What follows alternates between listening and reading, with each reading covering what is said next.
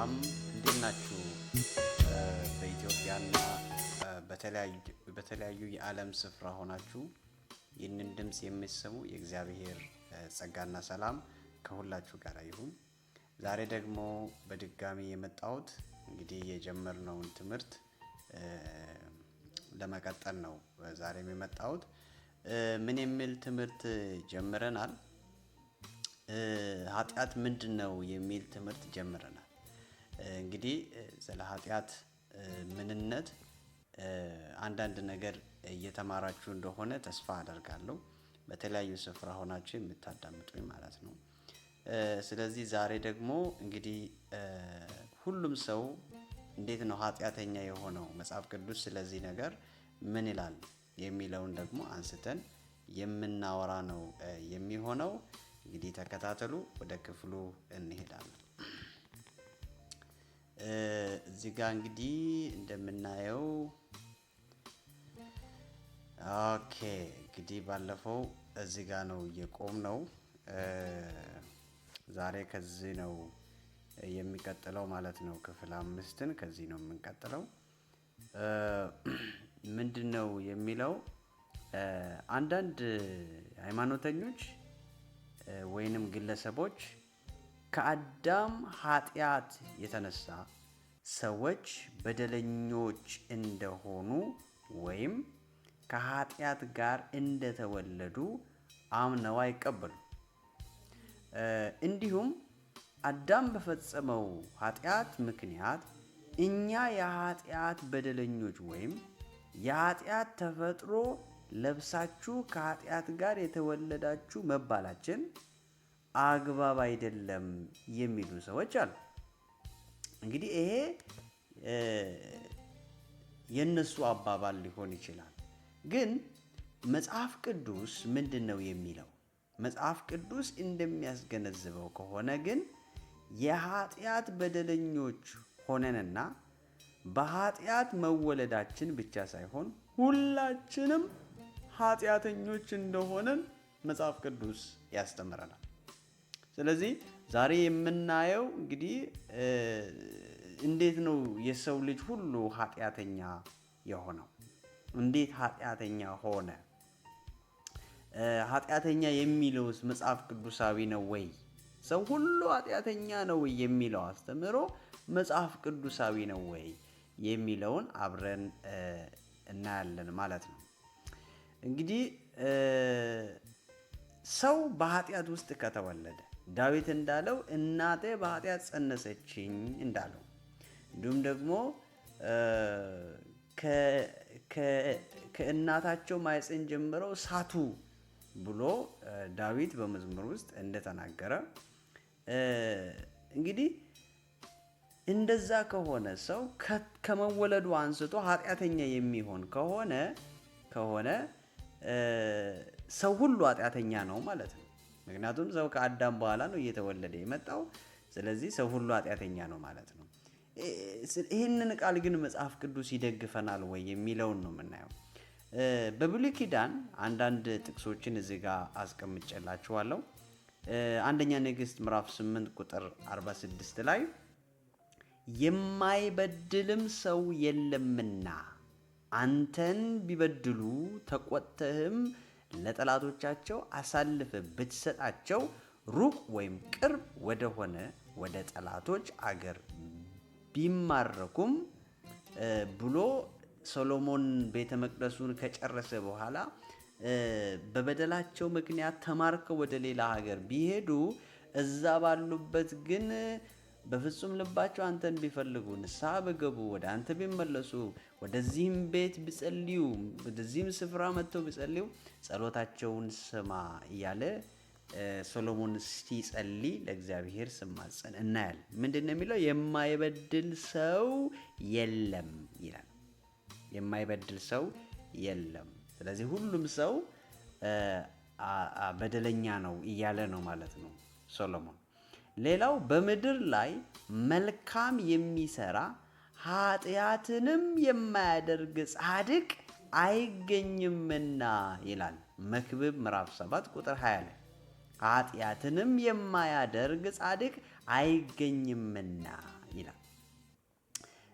ሌላው መዝሙር 143 ቁጥር 2 ላይ ደግሞ ሕያው ሁሉ በፊት ጻድቅ አይደለምና ይላል። እንግዲህ ሕያው ሆኖ በምድር ላይ የሚንቀሳቀስ ሁሉ በፊት ጻድቅ አይደለም፣ በእግዚአብሔር ፊት ስታይ ጻድቅ አይደለም። ለዚህ ነው እንግዲህ ጻድቅ ሌላ ጻድቅ ሆኖ ሰውን የሚያጸድቅ ሰው የተፈለገው እና ቀስ እያልን አሁን ስለ ኃጢአት ሰዎች በቂ ግንዛቤ ስለሌላቸው ኢየሱስ ክርስቶስ ስለ ኃጢአታችን ሞቷት ብለን ስንል ኃጢአት ራሱ ምንድን ነው የሚለው ሰዎች አይገባቸውም። ስለዚህ ሰው ሁሉ ኃጢአተኛ ነው የሚለውን ነገር መጀመሪያ ቤዝመንቱን ሰው ማወቅ አለበት። ሌላው መዝሙር 14 ቁጥር 2 እስከ 3 ላይ የሚያስተውል እግዚአብሔርንም የሚፈልግ እንዳለ ያይ ዘንድ እግዚአብሔር ከሰማይ የሰውን ልጆችን ተመለከተ፣ ሁሉ አመፁ፣ በአንድነትም ረከሱ፣ በጎ ነገርን የሚሰራ የለም፣ አንድምስ እንኳ የለም ይላል። አንድምስ እንኳ። ስለዚህ በጎ አድራጊ እንደው አንድ ሰው የለም። አብርሃም ተፈልገው እነ ይስሐቅ እነ ያዕቆብ እንዴት ጥሩ ሰዎች አልነበሩም እንዴ ትላላችሁ? ከኃጢአት ኮምፕሊትሊ የነጻ ሰው የለም። ሁሉም ሰው የኃጢአት ችግር አለበት። በመዝሙር 53 ቁጥር 2 እና 3 ላይ ደግሞ ተመሳሳይ ቃል ተደግሞ እናያለን። ልክ መዝሙር 14 ላይ እንዳለው ምንድነው የሚለው? የሚያስተውል እግዚአብሔርንም የሚፈልግ እንዳለ ያይ ዘንድ እግዚአብሔር ከሰማይ የሰውን ልጆች ተመለከተ።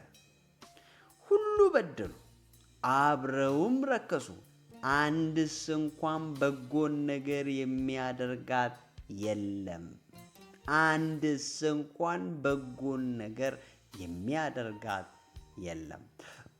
ስለዚህ ብሉይ ኪዳን የሚነግረን ሰው ሁሉ ኃጢአተኛ መሆኑን ነው የሚነግረን።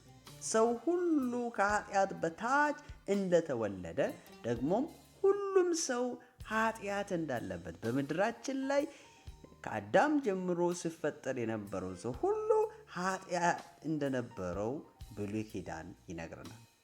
ወደ አዲስ ኪዳን ስንመጣ የብሉይ ኪዳኑን ቃል አዲስ ኪዳን ምን ብሎ ነው የሚያስቀምጠው?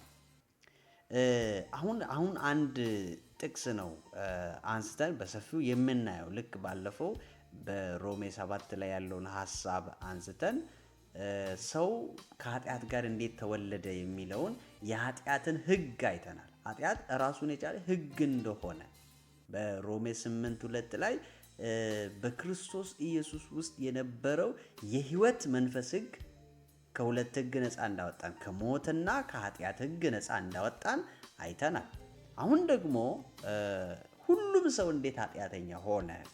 ነጩም፣ ጥቁሩም፣ አፍሪካ ላይ ኑር፣ አሜሪካ ኑር፣ አውሮፓ ኑር፣ ኤዥያ ኑር፣ ምንም ሀገር በመቀየር ኃጢአትን መሸሽ አይቻልም።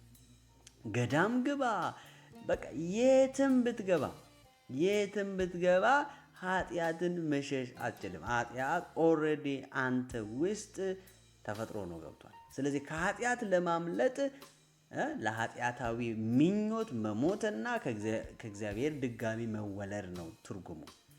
ስለዚህ እንግዲህ ሁሉም ሰው እንዴት ነው ኃጢአት የሆነው የሚለውን ከእግዚአብሔር ዘንድ ሐዋርያ ሆኖ የተመረጠው ሐዋርያው ጳውሎስ እንደዚህ ብሎ ለሮሜ ሰዎች ይጽፋል።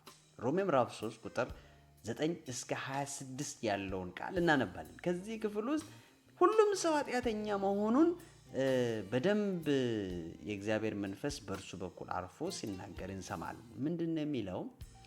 እንግዲህ ምን ይሁን? ከእነርሱ እንበልጣለንን? ከቶ አይደለም። አይሁድም የግሪክ ሰዎችም፣ አይሁድም ማለት እንግዲህ የአብርሃም ዝርያ የሆኑ ሕግ የተሰጣቸው መመሪያ ያላቸው ኪዳን ያላቸው ስርዓት ያላቸው አይሁድም ከዛስ የግሪክ ሰዎችም። እንግዲህ የግሪክ ሰዎች ማለት በፍልስፍናው ዓለም ያሉ ምድራዊን እውቀት የሚፈልጉ ብዙም መንፈሳዊ ነገር ጋር ቅርርበት የሌላቸው አይዛቦች ናቸው። ስለዚህ አይሁድም የግሪክ ሰዎችም ሁሉ አንድም ሳይቀር ማለት ነው ሁሉ ከኃጢአት በታች እንደሆኑ፣ ከኃጢአት በታች ከሆኑ ኃጢአት ነው እየገዛቸው ያለው ማለት ነው እንደሆኑ አስቀድመን ከሰናቸዋል። በቃ እንዴት ነው ከየት ነው የከሰስነው ካለን እላይ ብሉይ ኪዳን ውስጥ አይተናል። ብሉይ ኪዳን በመዝሙር ውስጥ አንድስ እንኳ አሁን እዛ ብሉይ ኪዳን ላይ ያለውን ጳውሎስ ኮት አድርጎ ሲያመጣው እናያለን። ምንድን ነው የሚለው? እንዲህ ተብሎ እንደተጻፈ ምን ብለን ነው የከሰስናቸው? ጻድቅ የለም። ስንት እንኳ? አንድስ እንኳ። አይሁድ መካከልም አልነበረም፣ በግሪክ መካከልም አልነበረም። ጻድቅ የለም አንድስ እንኳ። ይሄ እንግዲህ ኢየሱስ ከመምጣቱ በፊት ስላለው ነገር ነው እያወራ ያለው። ጻድቅ የለም አንድስ እንኳ። ምን ብለን ነው የከሰስነው? ሰውን ሁሉ ምን ብለን ከሰስን? ጻድቅ የለም አንድስ እንኳ። ከዛስ አስተዋይም የለም፣ እግዚአብሔርንም የሚፈልግ የለም፣ ሁሉ ተሳስተዋል። አያችሁ፣ አዳም ሲሳሳት እኛም ተሳስተናል። አዳም ፍሬዋን ቆርጦ ሲበላ እኛም ቆርጠን በልተናል ከአዳም ጋር። ምክንያቱም በአዳም ዘር ውስጥ ስለሆነ የሰው ዘር በሙሉ ያለው። ስለዚህ ሁሉም ተሳስተዋል። ስለዚህ ሃይማኖተኛ መስለ ተሳስተሃል። ስርዓትን ላድርግ ብትል ተሳስተሃል። ያልተሳሳተ ሰው የለም። ክብር ለእግዚአብሔር ይሁን። በአንድነትም የማይጠቅሙ ሆነዋል። ቸርነት የሚያደርግ የለም፣ ስንትስ እንኳን አንድስ እንኳ የለም ብሎ ድጋሚ ደግሞ ይነግረናል። ከዛ ጎሮሯቸው እንደተከፈተ መቃብር ነው፣ በመላሳቸውም ሽንግለዋል። የእባብ መርዝ ከከንፈራቻቸው በታች አለ። እንግዲህ አስቡ፣ መርዝ ገዳይ ነው።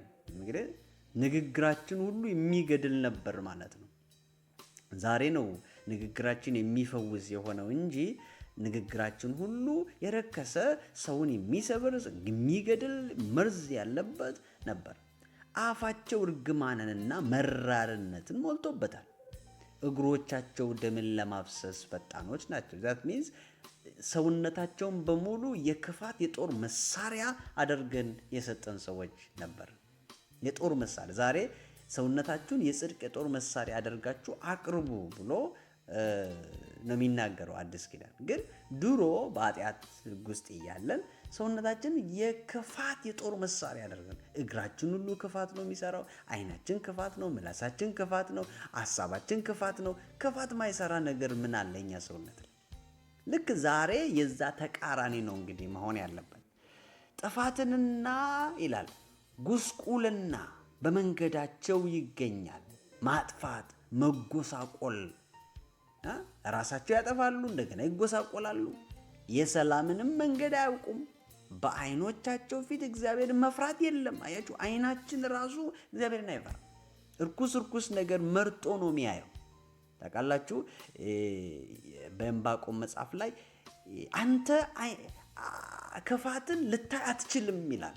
እግዚአብሔር ክፋትን ማየት አይችልም ማለት ነው። በጣም ነው የሚጠላው። ዓይኖቹ እንደ እሳት ነበልባል ናቸው ይላል ራእይ ላይ። ኢየሱስ ክርስቶስ ዓይኖች እንደ እሳት ነበልባል፣ ክፋትን ማየት አይችልም፣ አይፈልግም እግዚአብሔር። እኛ ግን ዓይኖቻችን ክፋትን ነው የሚያየው። በዓይናችን ፊት ራሱ እግዚአብሔርን መፍራት አልነበረም። ኦኬ፣ ቀጥሎ ቁጥር 19 ላይ ደግሞ ስንመለከት አፍም ሁሉ ይዘጋ። እንግዲህ ተመልከቱ፣ በሕግ ዘመን የነበረው ስርዓት አፍን በሙሉ የሚዘጋ ስርዓት። ማንም በእግዚአብሔር ፊት መጥቶ ደፍሮ አፉን ሞልቶ መናገር አይችልም። ደሞ አፍ አለኝ ብሎ ያወራል እንዴ ትባላለህ? ለምን? ሁሉም ኃጢአትን ሰርቷል። ሁሉም አማራ፣ ኦሮሞ፣ ጉራጌ፣ የም፣ ካፋ ምን ሚባል ጎሳ ንጹህ ሚባል ጎሳ የለም። ሁሉም ኃጢአትን ሰርተዋል። ነጭ፣ ጥቁር፣ የተማረ፣ ያልተማረ፣ አይሁዳዊ፣ ግሪካዊ፣ ያስኩተ፣ ሴት፣ ወንድ፣ ባሪያ፣ ጨዋ ብሎ ነገር የለም ይላል በአዲስ ኪዳን። ሁሉም ተሳስተዋል። ስለዚህ አፍ ሁሉ ይዘጋ ብለናል። ማንም በራሱ ጽድቅ እኔ ጻድቅ ነኝ ብሎ አፉን ሊከፍት አይችልም። ለዚህ ነው ያችን ሴት አያችኋት ሊወግሩ አምጥተው ዮሐንስ ምዕራፍ 8 ላይ ሊወግሩ አምጥተው ኢየሱስ አፋቸውን አዘግቶ እንደመለሳቸው ድንጋይ አምጥተው ሊወግሩ በቃ እቺ ሴት አመንዝራ ናት ብለው፣ ግን ኢየሱስ ኃጢአት ያላደረገ የመጀመሪያውን ድንጋይ ወደ እርሷ ይወርውር ባለ ጊዜ ሕሊናቸው ከሰሰ ይላል። ለምንድን ነው የከሰሰው? ሁሉም ኃጢአትን ሰርተዋል። አፍ ሁሉ ይዘጋ። ስለዚህ አፍ ሁሉ ይዘጋ ዘንድ ዓለምም ሁሉ ከእግዚአብሔር ፍርድ በታች ይሆን ዘንድ ሕግ የሚናገረው ሁሉ ከሕግ በታች ላሉት እንዲናገር እናውቃለን። ቁጥር 20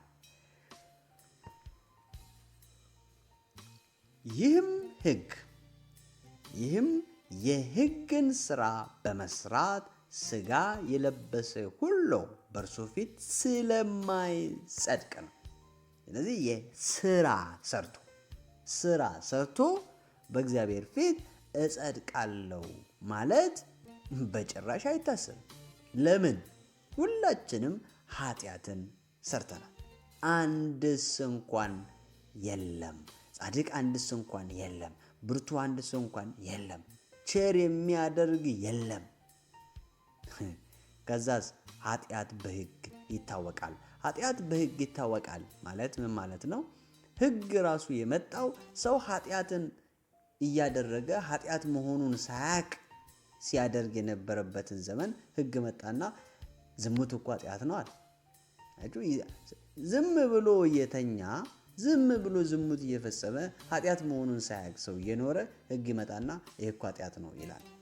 ከዛ ወይኔ ብሎ ይደነግጣል ማለት ነው። አሁን በነፃነት ማድረግ አይችልም።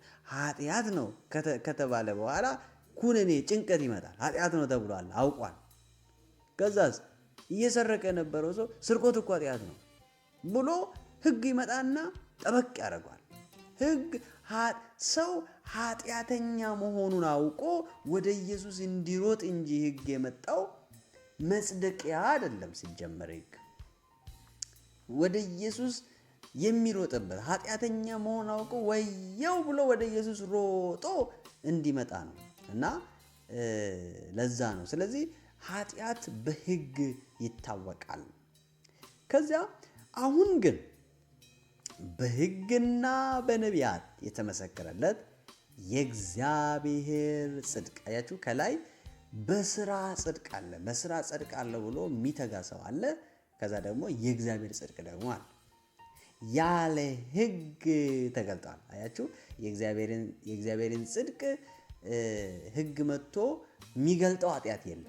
ስለዚህ ያለ ሕግ ነው ማለት ነው። ኃጢአት አልባ የሆነ የእግዚአብሔር ጽድቅ ሲገለጥ ሕጉ መጥቶ የሚገልጠው ኃጢአት ስለሌለ ሕጉ በእግዚአብሔር ጽድቅ ውስጥ ይቀመጣል ማለት ነው። አሁን ሙሉ በሙሉ ገዥነቱን ቦታውን የሚይዘው የእግዚአብሔር ጽድቅ ብቻ ነው ማለት ነው። ስለዚህ ሕግና ነቢያት ሕግ ስል እንግዲህ አምስቱን ቶራ በዕብራውያን ወይንም በአይሁድ ታናክ ውስጥ ያሉ 3 ዋና ዋና የመጽሐፍ ቅዱስ ክፍሎች ሕግ አለ፣ ነቢያት አለ፣ እንደገና መዝሙራት አለ እና ሰው ሕግ የምንለው 5ቱን ፔንታቱክ መጽሐፍ ነው። ነቢያት የምንለው ደግሞ ያው የነቢያት መጽሐፍቶች ነው። መዝሙር የምንለው ደግሞ ያው የቅኔ መጽሐፍቶችን ጭምር ይዞ ነው። ስለዚህ ሕግና ነቢያት የመሰከሩለት ምን ብለው? የእግዚአብሔር ጽድቅ እንደሚገለጥ የእግዚአብሔር ጽድቅ ከሕግ ውጪ የሆነ የእግዚአብሔር ጽድቅ ሕግ ሊገልጠው እንከን የሌለው ሕግ የሚገልጠው እንከን የሌለው አያችሁ። ሕግ ምንም እንከን አልባ ቢሆንም አያችሁ ሕጉ ሊገልጠው የሚችለው እንከን የሌለው የእግዚአብሔር ጽድቅ ሲገለጥ አያችሁ። ከኛ መዓት እንከኖችን አውጥቶ ነበር ሕጉ መጥቶ ይሄ እኮ ኃጢአት ነው ብሎ እያለ ሲፈለፍል ሲያወጣ ሕግ በመጣ ቁጥር ኃጢአት በዛ። ሕግ በመጣ ቁጥር ኃጢአት በዛ። አሁን ግን ሕጉ ፈልፍሎ ሊያወጣው የማይችለው ፐርፌክት የሆነ 100% ጻድቅ የሆነ የእግዚአብሔር ጽድቅ ተገለጠ። የእግዚአብሔር ጽድቅ ተገለጠ። እርሱም ይላል ይሄ እግዚአብሔር ጽድቅ ይሄ ያለ ሕግ የተገለጠው እግዚአብሔር ጽድቅ ለሚያምኑ ሁሉ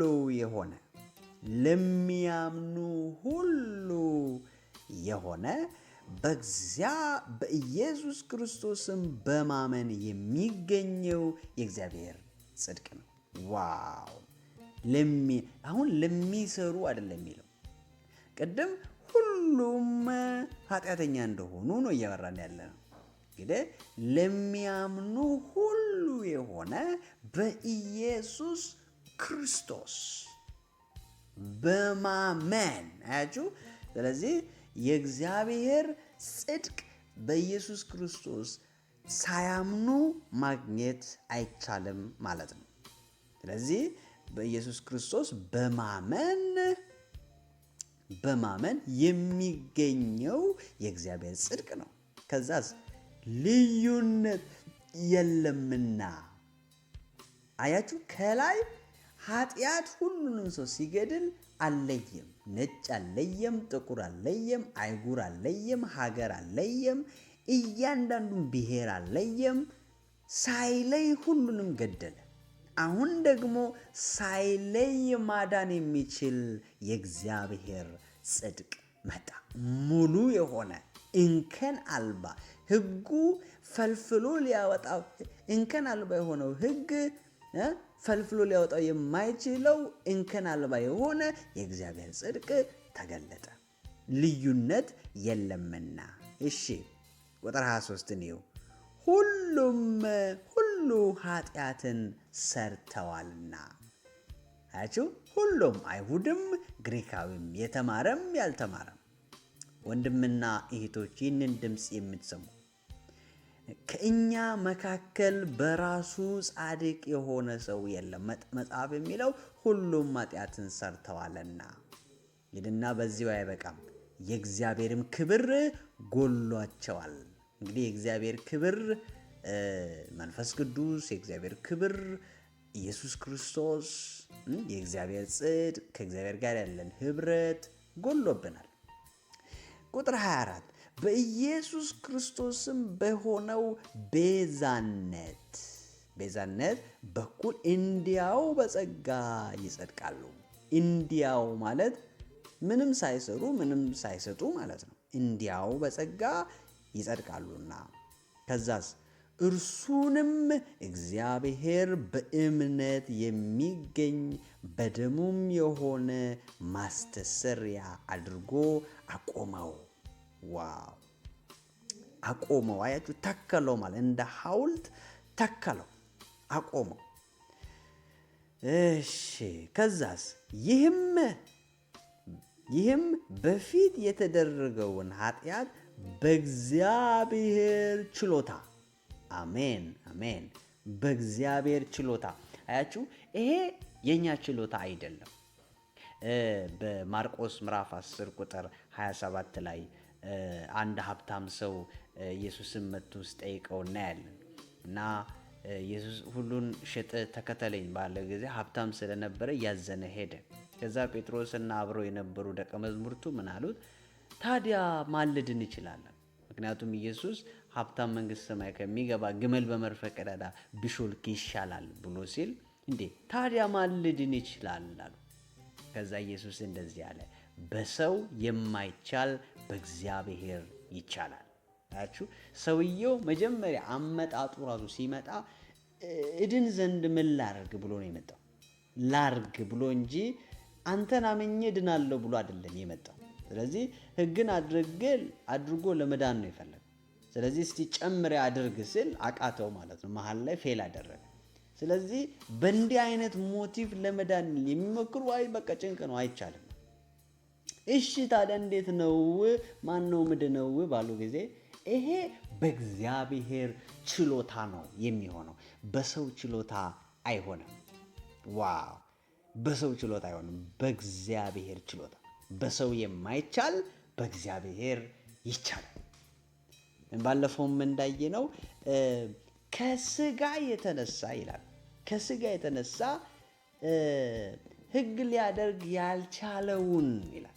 እንግዲህ ከስጋ የተነሳ ሊያደርግ ያልቻለውን በስጋ ሰው ምትክ ኢየሱስን በማቆም በስጋውያን ሰው ምትክ ኢየሱስን በማቆም ኃጢአትን በስጋው ሽሮ ኃጢአትን በስጋው ገሎ እኛን ወደ ተመጣን ወደ እግዚአብሔር ችሎታ መጣን። ኢየሱስ ክርስቶስ የእግዚአብሔር ችሎታ ነው። አያችሁ፣ ኃጢአትን ሰው ማሸነፍ አይችልም። ወንድምና እህቶቼ፣ አንተ ኃጢአትን ማሸነፍ አትችልም። አንቺ ማሸነፍ አትችልም። ይሄ በእግዚአብሔር ችሎታ ብቻ ነው የሚቻለው። ለምን? ምክንያቱም አንተ የኃጢአትን ውጤት ከፍለዋለሁ ካልክ፣ የኃጢአትን ዋጋ ወሮታ ከፍላለሁ ካልክ መሞት ነው ያለብህ። የዘላለም ሞት፣ በቃ መሞት አለ። ወደ ሲኦል ይከታል። ከእግዚአብሔር ይለያል። አመፅ ከእግዚአብሔር ይለያል። ከላይ እንዳየነው ኃጢአት በባህሪው ሰውንና እግዚአብሔርን ይለያያል። ስለዚህ በእግዚአብሔር ችሎታ አሁን ከተያዝክበት የኃጢአት ሱስ፣ የዝሙት ሱስ፣ የድግምት ሱስ፣ የሟርት ሱስ፣ በተለያዩ ሁኔታ ውስጥ ሱስ ውስጥ ገብታችሁ ያላችሁ እግዚአብሔር በችሎታው ፈልቅቆ ማውጣት ይችላል። በሱስ ተይዣለሁ፣ በፖርን ተይዣለሁ፣ በተለያየ ነገር ተይዣለሁ ብላችሁ የምትጨነቁ ካላችሁ እግዚአብሔር በራሱ ችሎት ኃጢአትን በመስቀል ጠርቆ ማስወገድ የሚችል የእግዚአብሔር ችሎት አያችሁ፣ በእግዚአብሔር ችሎታ ስለመተው ጽድቁን ያሳይ ዘንድ ነው ይላል። የተደረገው ኃጢአት፣ ይህም በፊት የተደረገውን ኃጢአት በእግዚአብሔር ችሎታ ስለመተው። ዋው! የእግዚአብሔር ችሎታ በኃጢአት ላይ ተገለጠ። ሰይጣንን እኛ አንችልም ነበር፣ የእግዚአብሔር ችሎታ በሰይጣን ላይ ተገለጠ። ሞትን እኛ አንችልም ነበር፣ የእግዚአብሔር ችሎታ በሞት ላይ ተገለጠ። በመጨረሻው ቁጥር 26 ላይ ራሱም ጻድቅ እንዲሆን በኢየሱስ የሚያምነውን እንዲያጸድቅ፣ ራሱም ጻድቅ እንዲሆን በኢየሱስ የሚያምነውን እንዲያጸድቅ። አሁን በዚህ ዘመን ጽድቁን ያሳይ ዘንድ ነው። ራሱም ጻድቅ እንዲሆን በኢየሱስም የሚያምነውን እንዲያጸድቅ። ስለዚህ ራሱን በኢየሱስ በኩል ጻድቅ አድርጎ የሚመለከት ሰው በመስቀል ላይ የተሰራ ዋጋ የኃጢአት ዋጋ ነው። የእግዚአብሔር ችሎት ተገልጧል። እኔ ኃጢአትን ሶልቭ ማድረግ አልችልም። ባይዘዌ ሉቃስ መጽሐፍ ላይም በምናይበት ጊዜ ኢየሱስ በአልጋ ላይ ተሸክመው ወደ ኢየሱስ ባመጡ ጊዜ ኢየሱስ ምንድን ያለው? ኃጢአት ተሰርዮልሃል አለ። ከዛ አይሁድ ግራ ገባቸው። እንዴ ኃጢአትን ማስተሰር የሚችል እግዚአብሔር አይደለ እንዴ አሉ። ከዛ ኢየሱስ እንደዚህ አለ፣ አዎ የሰው ልጅ በምድር ላይ ኃጢአትን የማስተሰረይ ስልጣን እንዳለው ታውቁ ዘንድ ነው። በምድር ላይ፣ በእስራኤል ሀገር ውስጥ አይደለም ያለው፣ በምድር ላይ በተለያዩ በሳውዝ አፍሪካ፣ በአረብ እንዲሁም በተለያዩ የአፍሪካ ሀገራቶች፣ በአውሮፓ፣ በአሜሪካ ያላችሁ ይህንን ድምፅ የምትሰሙ ምናልባትም አማርኛ የምትሰሙ ሰዎች ይህንን መልእክት በደንብ ስሙ። ኢየሱስ ክርስቶስ ኃጢአትን የማስተሰረይ አቅሙ የእግዚአብሔር አቅም ስለሆነ፣ ፍጹም ሰው ፍጹም አምላክ ስለሆነ ኃጢአትን ማስተሰረይ ይችላል። የት ሀገር ላላችሁ? ለእያንዳንዱ ሀገራት በሙሉ። ለእስራኤል አይደለም ያለው ኢየሱስ፣ በምድር ላይ ነው ያለው። በምድር ላይ ኃጢአትን የማስተሰረይ ስልጣን አለው። ስለዚህ እንግዲህ ከላይ እንዳየነው ኃጢአት በድርጊት በስራ አይደለም የሚሻረው ማለት ነው። ኃጢአት የሚሸነፈው በእግዚአብሔር ጽድቅ ብቻ እንደሆነ እናያለን። ስለዚህ በእግዚአብሔር ጽድቅ ካልሆነ በስተቀር ኃጢአትን ማሸነፍ አይቻልም። አንድ ቦታ ብቻ ላንብብላችሁና ከመጽሐፍ ቅዱስ ወደ መጨረስ እንሄዳለን። እዚህ ጋር እንደምናየው እንግዲህ የእግዚአብሔር ጽድቅ ምን እንደሆነ አይተናል። የእግዚአብሔር ጽድቅ ፍጹም እንደሆነ፣ ከሕግ ውጪ ሕግ ሊከሰው ያልቻለው እንደሆነ አይተናል። እዚህ ጋር እኛ በእርሱ ሆነን፣ እርሱ የሚለው ክርስቶስን ነው። በእርሱ ሆነን የእግዚአብሔር ጽድቅ፣ ቅድም የእግዚአብሔር ጽድቅ ምን ብለናል? ሕጉ ፈልፍሎ ሊያወጣው የሚችለው እንከን የሌለው የእግዚአብሔር ጽድቅ ነው ብለን። ስለዚህ ምን ሆነን? እኛ ምን ሆነን? የእግዚአብሔር ጽድቅ ሆነን። ከዛስ እንሆን ዘንድ ኃጢአት ያላወቀውን እርሱን ማን? ክርስቶስን ስለኛ ኃጢአት አደረገው። ቦታ ተቀያየረ። ኢየሱስ ኃጢአተኛ ሆነ፣ እኛ ደግሞ ጻድቅ ወይንም የእግዚአብሔር ጽድቅ ሆነን። ይሄ እንዴት ሆነ? ይሄ በደንብ የሚገባን ወገኖቼ ገና ስለ መስዋዕት በምናይበት ጊዜ በደንብ ይገባል። ስለ መስዋዕት አንስተን እናወራለን በሰፊው። መስዋዕት ምንድን ነው? ከየት ነው የጀመረው? ስንት አይነት መስዋዕት አለ? ለምንድን ነው መስዋዕት የሚቀርበው? ሲቀርብስ እንዴት ነው የሚቀርበው? የሚለውን ከብሉይ ኪዳንም ከአዲስ ኪዳንም እያየን ነው አብረን የምንሄደው። ስለዚህ ሁሉም ሰው በምድር ላይ ያለው ሁሉም ሰው ኃጢአተኛ ሆነዋል። ደግሞም በኢየሱስ ክርስቶስ በኩል ደግሞ ሁሉም ሰው እንደገና ጻድቅ ሆነዋል። ያ ነው በጣም ደስ የሚለው። ስለዚህ የሚያምን ሰው የእግዚአብሔር ጽድቅ ይቀበላል። በኢየሱስ ክርስቶስ በኩል የእግዚአብሔርን ጽድቅ ይቀበላል። እንከን የሌለው ሕጉ እንከን ፈልጎ ማያገኘው ፐርፌክት የሆነ የእግዚአብሔር ችሎታ። የሰው ችሎታማ ከኃጢአት በታች ነው። የእግዚአብሔር ችሎታ ግን ከኃጢአት በላይ ነው። የሰው ችሎታማ ኃጢአትን ማሸነፍ አልቻለም። የእግዚአብሔር ችሎታ ደግሞ ሰውን ከኃጢአት በላይ ለማድረግ ጎትቶን አወጣ። ይሄ የእግዚአብሔር ችሎታ ነው። የእግዚአብሔር ችሎታ ኃጢአትን ሁሉ ማስወገድ ይችላል። አያችሁ፣ አንደኛ ዮሐንስ ምዕራፍ 1 ቁጥር 7 ላይ ሁሌ ደጋግሜ ያነሳዋለሁ። የጌታ የኢየሱስ ክርስቶስ ደም ከኃጢአት ሁሉ ያነጻል። ክብር ለእግዚአብሔር ይሁን። የኢየሱስ ክርስቶስ ደም ከአንድ ኃጢአት አይደለም ያነጻው፣ ከኃጢአት ሁሉ ያነጻል። የእግዚአብሔር ጸጋና ሰላም ከሁላችሁ ጋር ይሁን። ወዳችኋለሁ። በሚቀጥለው ጊዜ በሌላ ከዚህ በሚቀጥል ቶፒክ ይመጣለሁ። እንግዲህ ኃጢአትን በደንብ አድርገን አይተን ነው ወደ ሌላኛው ክፍል የምንሄደው። አልጨረስንም፣ ተከታተሉ። እንግዲህ የዩቲዩብ ስቱዲዮ የሚያሳየው ቪዲዮውን የሚያዩ 87% የሚሆኑ ሰብስክራይብ ሳያደርጉ ነው የሚያዩት። 13% የሚሆኑት ብቻ ናቸው ሰብስክራይብ ያደረጉ። ስለዚህ ሰብስክራይብ እያደረጋችሁ ቪዲዮዎች በሙሉ እንዲደርሷችሁ እያደረጋችሁ ተከታተሉ። ጸጋና ሰላም ከሁላችሁ ጋር ይሁን። ሰላማችሁ ይብዛ። የሚያውካችሁ ሁሉ ከዙሪያችሁ ይበተን። ሻሎም ሻሎም ሻሎም። ድጋሚ እስክንገናኝ ድረስ ቻው ብያችኋለሁ።